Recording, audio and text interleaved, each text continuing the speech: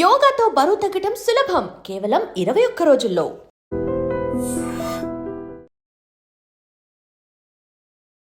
Almost ఇక ఖైరతాబాద్ గణేష్ నిమజ్జనోత్సవానికి సంబంధించి అన్ని ఏర్పాట్లు కూడా జరుగుతున్నాయి. ఆల్రెడీ ఆ వర్క్ కూడా స్టార్ట్ అయిపోయింది. అండ్ నిన్న అర్ధరాత్రి వరకే 12 గంటల వరకే ఖైరతాబాద్ మహాగణనాథునికి సంబంధించిన దర్శనాలన్నింటినీ కూడా నిలిపివేశారు.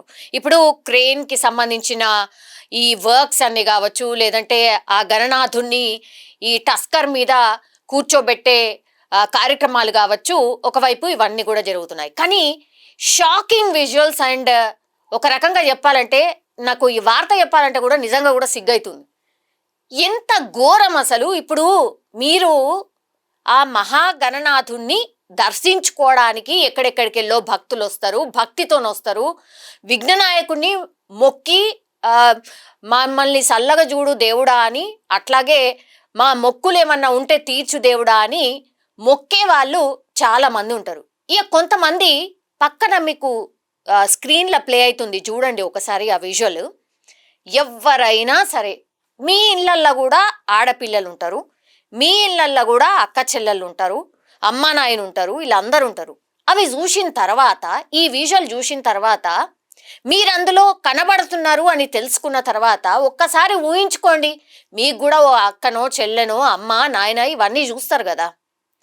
930 మందిని షీ టీమ్స్ ఆకతాయిలుగా గుర్తించి ఆడపిల్లల పట్ల ఏమంటారు దాన్ని, ఆకతాయిలు చేసే చేష్టలు ఏవైతే ఉంటాయో వాటన్నిటినీ కూడా వీడియో రూపంలో తీస్తూ, అంటే వాళ్ళకి తెలవకుండానే ఇప్పుడు మనలో లాగానే కలిసిపోయి వాళ్ళు కూడా ఈ వీడియోలోనే తీస్తున్నారు. ఎందుకంటే ఇట్లాంటి చిచ్చోరాలు, ఇట్లాంటి ఆకతాయిలు ఉంటారని తెలుసు కాబట్టే ఈ 9 రోజుల పాటు ఈ మహాగణనాథుని దర్శనం ముసుగులో ఆడపిల్లలు ఎక్కడైతే ఉంటారో అక్కడికి వెళ్ళి వీళ్ళు కూడా అందులో కలిసిపోయి దరిద్రమైన చేష్టలు చేసుడు.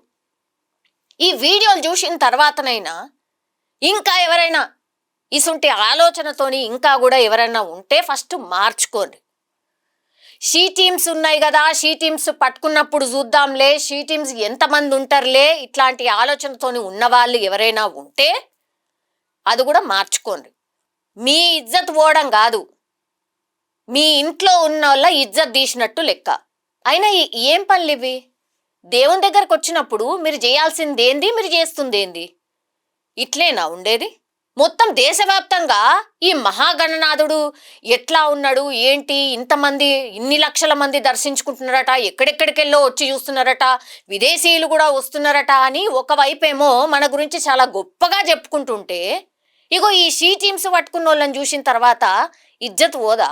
అయ్యో ఆ మహాగణనాథుడి దగ్గరనే ఇట్లాంటి పనులు కూడా జరుగుతున్నాయి అనేసి కూడా ఈ వార్త బయటకు రాదా?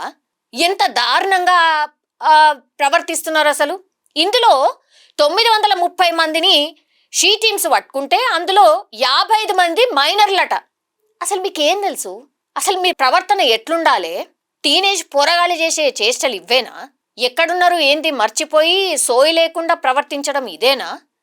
ఇట్లా ఈ వీడియోలు చూసిన తర్వాత చాలా మంది నెటిజన్లు, ఇక నేను చెప్పగాని ఇక మీరే అర్థం చేసుకోరు ఎట్లాంటి కామెంట్లు ఉంటాయి అనేది. మీరైనా సరే జనరల్లీ మీ వాళ్లకు మీ దగ్గరకు వచ్చేసరికి మీరెట్లా రియాక్ట్ అవుతారో ఇవన్నీ చూసిన తర్వాత జనాలు కూడా మరి అట్లనే రియాక్ట్ అవుతారు మీ మీద. 930 మందిని పట్టుకున్నారంటే 930 మందికి సంబంధించిన తల్లిదండ్రులను మీరు ఎక్కడ నిల్చోబెట్టినట్టు?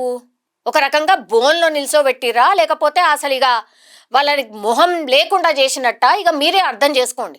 ఈ 930 మంది దొరికిండ్రు ఇప్పుడు, అంటే కెమెరాలో జిక్కిరు కాబట్టి దొరికిండ్రు. ఇంకెంతమంది తప్పించుకున్నారో మరి ఇట్లాంటివి కూడా అనుకోవాల్సి వస్తుంది.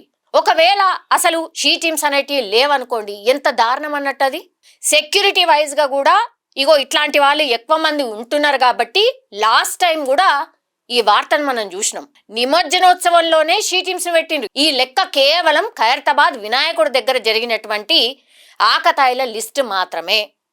రేపు నిమజ్జనోత్సవం ఉంది కదా, ఓ లక్షలాది మంది వస్తారు, అసలు ఆ గుంపులో ఏం జరుగుతుందో ఎవరికి కూడా తెలియదు, ఆ లైన్లలో ఏం జరుగుతుందో ఏమి తెలియదు అనుకుంటే ఈ వార్త చూడుండ్రి, అర్థం చేసుకోరి, నెత్తిలకి ఎక్కించుకోరి.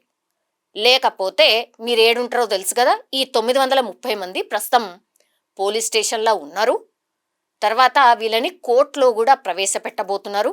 ఇక ఈ వార్త చూసిన తర్వాత మేం మారం, మమ్మల్ని ఎవరిని పట్టుకుంటారులే ఇట్లాంటి ఆలోచనతో కూడా చాలా మంది ఉంటారు.